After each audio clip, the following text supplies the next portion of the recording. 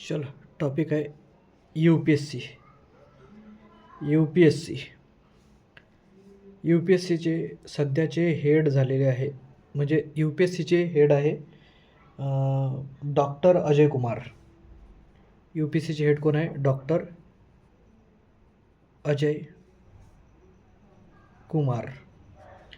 Doctor Ajay कुमारबद्दल सांगितलं झालं तर हे 1985 बॅच IAS ऑफिसर आहे. दुसरं अजून सांगायचं झालं त्यांच्यात फॉर्मर डिफेन्स सेक्रेटरी राहिलेलं आहे. फॉर्मर डिफेन्स सेक्रेटरी राहिलेले आहे अजय कुमार. यांनी रिप्लेस कोणाला केलं होतं? तर यांनी रिप्लेस केलं होतं प्रीती सुदान यांना.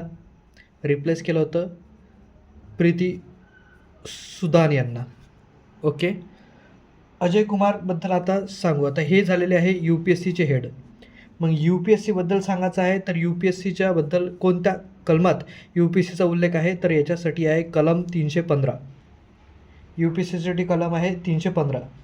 कलम 315 काय म्हणते? 315 म्हणते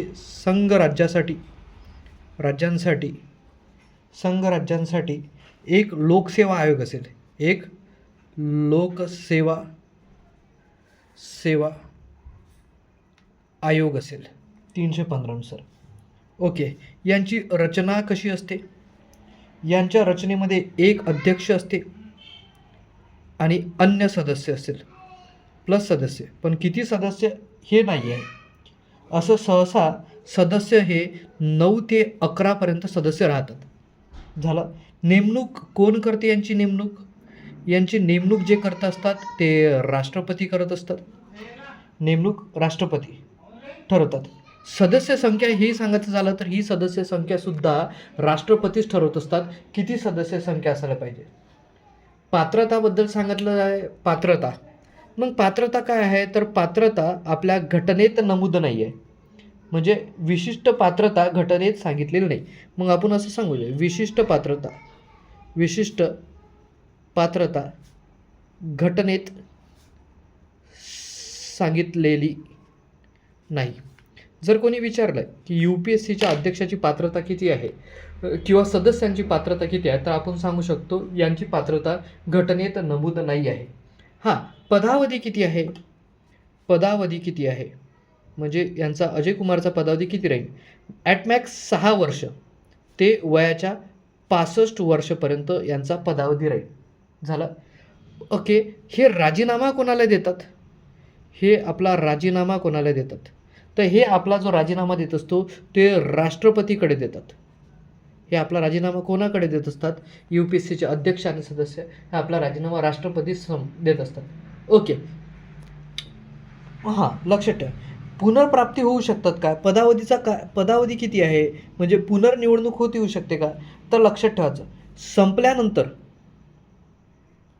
संपल्यानंतर अध्यक्ष व सदस्य पुनर्नियुक्तीसाठी अपात्र असतात. पुनर्नियुक्तीसाठी